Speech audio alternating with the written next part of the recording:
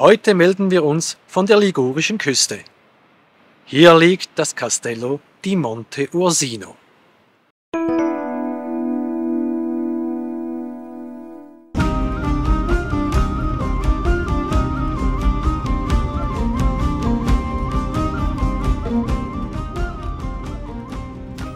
Bereits um 1004 wird auf diesem Hügel ein befestigtes Dorf erwähnt.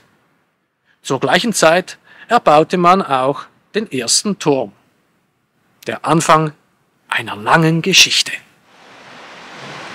Aufgrund stetiger Angriffe verlagerten sich viele ligurische Küstendörfer im 10. Jahrhundert auf die Hügel.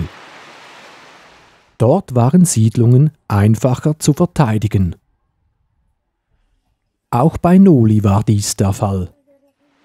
Die Siedlung am Meer war um 900 durch einen Brand zerstört worden. In der Folge entstand aus dem ursprünglichen Wachturm, der zum Schutz gegen die Sarazenen errichtet worden war, eine Burganlage. Die Befestigungen wurden mehrmals erweitert, um dem wachsenden Dorf den nötigen Schutz bieten zu können. Sie schlossen die gesamte Ortschaft mit ein, welche sich immer weiter in Richtung Ebene vergrößerte. Hier befindet sich heute der historische Ortskern.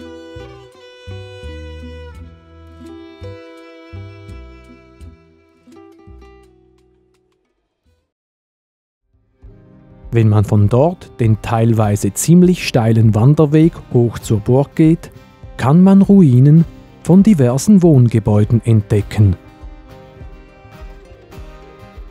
Unter anderem sind die Überreste des Wohnsitzes von Enrico del Caretto, Markgraf von Savona, zu sehen. Geboren wurde er zu Beginn des 12. Jahrhunderts. 1147 nahm er am Zweiten Kreuzzug teil. 3 Jahre später kehrte er in diese Gefilde zurück. Er war ein wichtiger Verbündeter von Kaiser Frederik Barbarossa. Aufgrund seiner Beziehungen zum kaiserlichen Hof festigte er die Machtposition seiner Familie, welche für lange Zeit über die Gegend herrschte.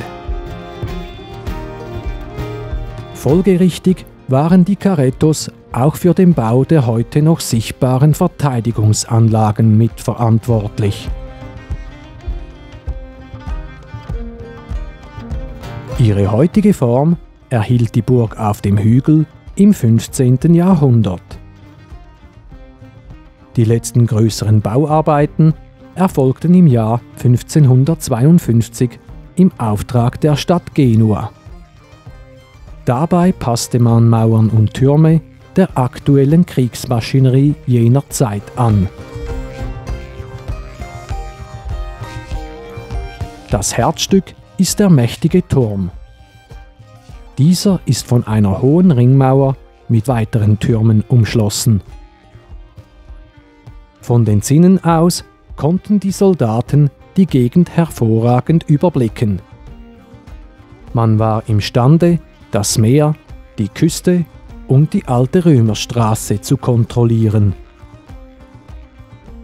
Feindliche Truppen konnten so frühzeitig entdeckt werden. Davon kann sich der heutige Besucher mit eigenen Augen überzeugen. Eine wahrlich fantastische Aussicht hat man von hier.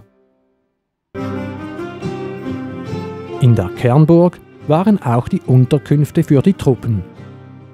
Von diesen gibt es noch einige Überreste zu sehen.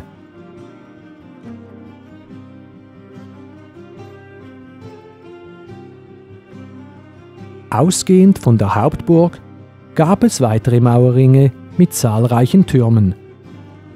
Die Mauerzüge sind heute noch teilweise erhalten. Sie umschlossen den ganzen Hügel und, wie bereits erwähnt, das gesamte Dorf im Tal. Der Siedlungsteil auf dem Monte Ursino wurde in der Folgezeit nach und nach aufgegeben. da das Leben an der Küste wesentlich komfortabler war.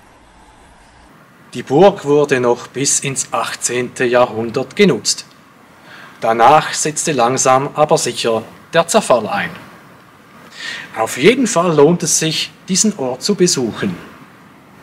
Ich könnte noch ewig hier verweilen, aber es gibt noch so viel in der Gegend zu entdecken.